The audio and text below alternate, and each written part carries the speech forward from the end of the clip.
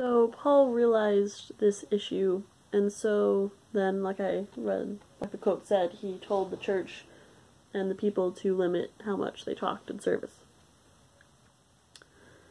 He also said that women were supposed to be quiet in church, and to have head coverings. And so, like, if a woman had a question about service, she would have to wait until she got home and was with her husband to ask him what the preacher meant, or the bishop meant. And the women also sat in a sectioned off area called the women's section, and it was surrounded by curtains. And like I said, the women were veiled, and so they couldn't really take off those veils because that would break the law of modesty. And so it was very gender segregated. And so that's very different from nowadays, where women are taking part in the service on stage, singing, being a deacon in charge of distributing stuff in the service, and just being able to talk at the church. So, third is that the services were very symbolic and had very deep theology. And so I'm going to use the Eucharist as a symbol, and this symbolizes the Last Supper. It's not actually the Last Supper, because there's only one Last Supper, of course.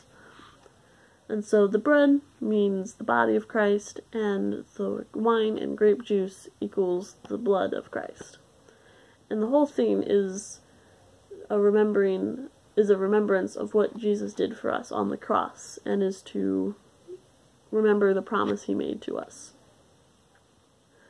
And so the story of the Last Supper is that at Passover, before Jesus was crucified, he went with his disciples and broke bread and said that it was his body that was broken for them, and that he poured out the wine and said, "This is my blood," and he gave it to all of them to eat from.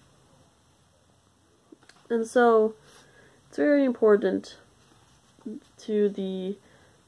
when someone's going to take the Eucharist or communion, it is very important to have, back then it was very important to have training in theology and morality, baptism with water, and most importantly to be a Christian, because it is slightly disrespectful to someone who is a Christian if a non-Christian is taking the meal.